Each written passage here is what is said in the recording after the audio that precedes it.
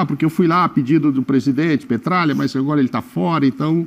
Aí veio esse convite, juntou uma coisa com outra e eu fui embora. Então tem coisas a serem esclarecidas aí, porque foi tudo muito de repente, né? Óbvio que foi. Se ontem ele deu uma entrevista dizendo que talvez pelos petrodólares ele fosse embora para a Arábia, talvez, mas que ia pensar, por enquanto eu fico por aqui, né? Que aquilo provavelmente começa não foi ali, a por proposta enquanto eu fico aqui. financeira do Galo não foi. que seduziu, Não foi. né? Eu acho que é a proposta esportiva.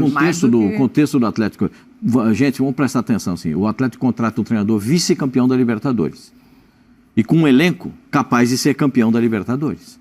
Cara que tirou o Palmeiras na semifinal da Libertadores. Palmeiras do Abel. Isso.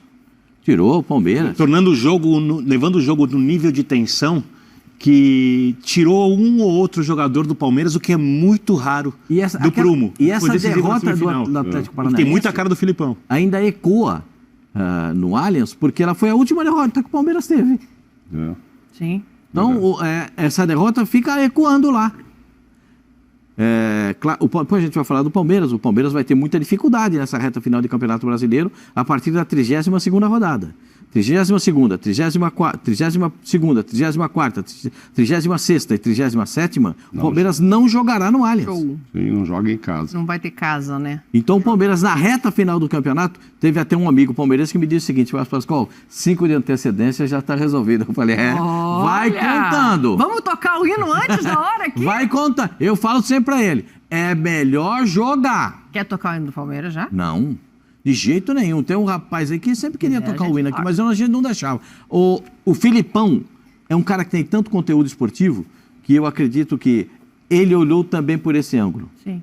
A gente está falando do trabalho dele do ano passado, né, contra o Palmeiras. A gente tem alguns números do Filipão em outros trabalhos, né? O Mauro lembrou o Cruzeiro aqui, para a gente dar uma olhada no retrospecto, porque no Cruzeiro, no Grêmio, a gente sabe que não foi um bom trabalho, né? Mas assim, tem números expressivos também, como do Palmeiras, como Mas olha os percentuais Atlético. que eu me referia. 47, 56, Sim, 55, não é 95%. Mas às vezes chega aos títulos, assim mesmo e tal, e tem toda a experiência dele. Agora, a do Palmeiras lá em cima, sim, com quase 70%. E o Turra vai deixar o Atlético Paranaense com 73% de aproveitamento. Então, às vezes, a gente olha números e fala, pô, esse cara aqui tá 73 atual. Mas eu acho um erro do Atlético Paranaense demitir o Turra. Para mim, isso mostra que eles não tinham nenhuma convicção no trabalho deles. Não, nenhuma. Então. É essa? E que o Filipão era quem respaldava o que ele fazia em campo. E demite, agora, sei lá, ele treinou o time, não sei se lá teve folga, né? Tipo, todo mundo deu folga um ou 2 dias para aproveitar esses 10 desse jeito, mas se deu folga, aí ele fez 2 treinos, sai numa sexta-feira agora, semana que vem já volta a jogar. Ou seja, o técnico novo não vai aproveitar, vai voltar, vai assumir já naquele esquema de um jogo a cada 3 dias. O Atlético Paranaense tem nada menos do que o Flamengo pela frente na Copa do Brasil, né? Fora a sequência, eu acho que ele é 7º, 8º colocado no Brasileiro, enfim. Tá bem o Atlético, assim, só se justifica. Por isso que eu acho que vão acontecer esclarecimentos, inclusive sobre a saída do Turra. Por quê? Por mais que disfarce, vai ficar evidente, se não tiver uma boa explicação, de que foi isso. Olha, ele estava lá, mas a gente achou que sem o Filipão não ia dar liga, só ele sozinho seguraria a barra, alguma coisa vai aparecer. Porque o Pracidelli também saiu, né? Ele teria que montar uma equipe dele, né? Sobre o percentual de aproveitamento, eu fico pensando, eu sempre faço uma reflexão. Vamos supor que o futebol brasileiro, que o futebol acabasse hoje, e a gente tivesse que traçar uma régua e falar, olha... qual é o maior treinador da história do país em mata-mata? Não estou falando dos pontos corridos. Em mata-mata. Porque no mata-mata você precisa ter uma questão emocional diferente. Você precisa de soluções. É o Filipão. Deve ser o Filipão, claro. É o Filipão. Sim. E ele foi muito combatido. Eu vou lembrar de uma situação. Eu trabalhei com o Pascoal muito tempo atrás e eu fazia um programa domingo de manhã lá na antiga rádio. E eu lembro quando eu pedi o Filipão na seleção antes de 2002. Queriam Oswaldo de Oliveira. Estava no ápice. E me contrariaram de maneira bem radical. Quando o Palmeiras contratou o Filipão, lá atrás, eu me lembro das críticas pesadas, porque não combina com o estilo da academia, a turma do amendoim criticando o Filipão pela forma de jogo, você se lembra disso bem também, né? E esse cara é um gigante na história do futebol brasileiro. Quando você falar dos maiores técnicos da história do futebol brasileiro, e eu não vou falar dos que eu não vi no ápice da forma, eu vou falar do meio dos anos 70, dos anos 80 para cá. Eu acho que você tem 3 grandes nomes. O Luxemburgo, pelo tipo de jogo que produziu nos anos 90 com os melhores elencos, o Filipão pelo mata-mata e o Tele Santana, que é o melhor de todos, que é o mestre dos mestres. Então, o Atlético não traz um personagem qualquer, e ele traz um cara que, mesmo não sendo o treinador mais atualizado do mundo e não sendo uma certeza, porque nenhum técnico é certeza absoluta, como diz Pascoal, ele arrumou soluções para levar o Atlético Paranaense à final da Libertadores e até a expulsão do jogador do Atlético, fazendo uma marcação ali de perseguições individuais. O jogo estava muito duro para o Flamengo, que tinha muito mais jogadores que o Atlético para a decisão.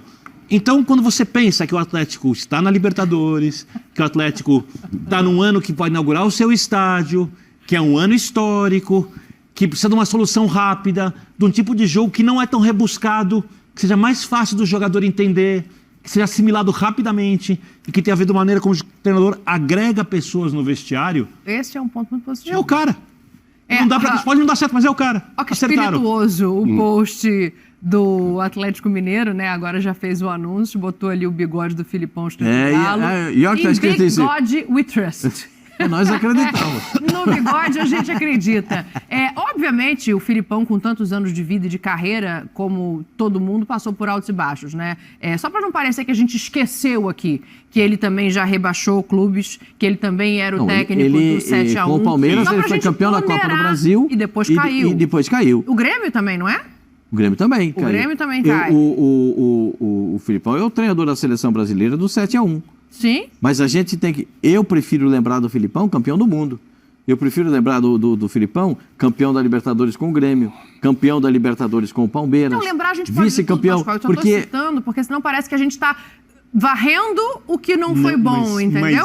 Só para justamente a gente colocar a mesa e tentar entender o lado positivo, apesar das derrotas. Isso também agrega a carreira dele, porque ele já passou por esses momentos desagradáveis. Mas qual? O Filipão da humilhação sofrida pelo Brasil na Copa aqui é um dos raros momentos de devaneio do Filipão, porque o Brasil ganha a Copa das Confederações contra a Espanha, fazendo uma marcação supressão, uma marcação alta, que na época não era feita por ele constantemente. Ele tentou reproduzir isso na Copa do Mundo sempre e nenhum jogo funcionou. E ele foi pegar a Alemanha, que tinha a melhor saída de bola, melhor toque de bola de todos, e era muito claro que aquele jogo ia ser uma tragédia. Falei antes do jogo, que ia ser uma tragédia se ele fizesse aquilo. Ele devia... Aí eu me lembro... Aí vamos falar um pouquinho também, eu não sou um bus, mas vamos falar do que dizia a opinião pública, né? O Brasil, a Copa tem que jogar ofensivamente. O Brasil tem que ser Brasil. Não dava. Sabe o que faltou ao Filipão naquele jogo contra a Alemanha? Ser Filipão.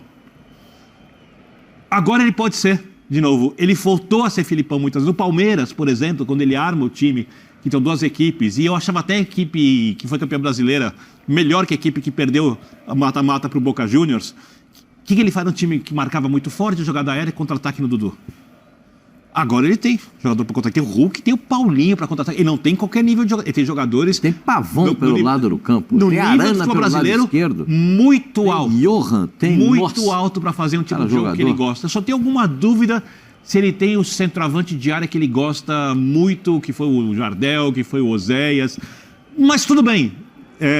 Não é uma coisa inegociável. Mas ele já jogou com 4-4-2 sem o centroavante. Já jogou sem. Então, eu acho que... eu vou repetir. Se vai dar certo ou não vai dar certo, eu não sei. Mas não dá para dizer que o Atlético errou na escolha. Não dá para dizer. Até se não funcionar.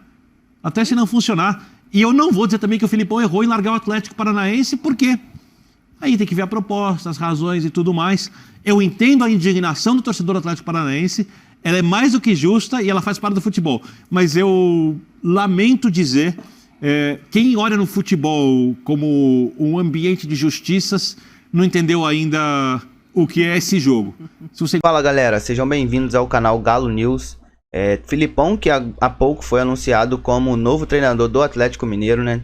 É um técnico aí de bastante experiência. Levou o Atlético Paranaense, que ninguém acreditava, para uma final de Libertadores contra o Flamengo, na final da Libertadores de 2022. Teve o Palmeiras também nas semifinais dessa mesma Libertadores, onde o Atlético Paranaense, no comando de Filipão, conseguiu eliminar o Palmeiras, que até então era o favorito para o título. Na final ali teve o problema com a expulsão aí acabou perdendo por 1-0 para o Flamengo e o Flamengo levando o título. Mas é um treinador que vai chegar para somar com a saída de Conte. Então vamos torcer aí para que ele faça um bom trabalho. O Atlético Mineiro que enfrenta o Fluminense no dia 21. Então ele vai ter 5 dias livres aí para trabalhar com o clube. Não é um tempo muito bom, mas em comparação aos outros técnicos aí que chegaram um dia e tinham que jogar no outro, é complicado. E vamos torcer aí para que ele faça um bom trabalho, que o Atlético Mineiro embale uma boa sequência de vitórias. Tem a Libertadores aí, né, que tá brigando também. E já deixa nos comentários aí a sua opinião sobre o novo técnico, se inscreve no canal, ativa o sininho e deixe seu like.